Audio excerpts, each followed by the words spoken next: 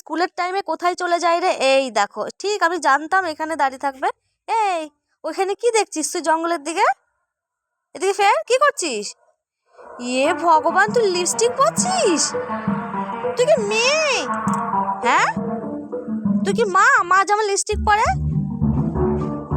কি হলো? লিপস্টিক কেন পরছিস? Lipstick candy? সেটা আবার কি? দেখি আমাকে দে তো। খাওয়া যায় নাকি? হ্যাঁ, কি উল্টো পাল্টা খাবার বের করেছে কোম্পানির। এটা তো খেতে তো সেই রে অঙ্কুশ। মিষ্টি খাবার খুব টেস্টি রে।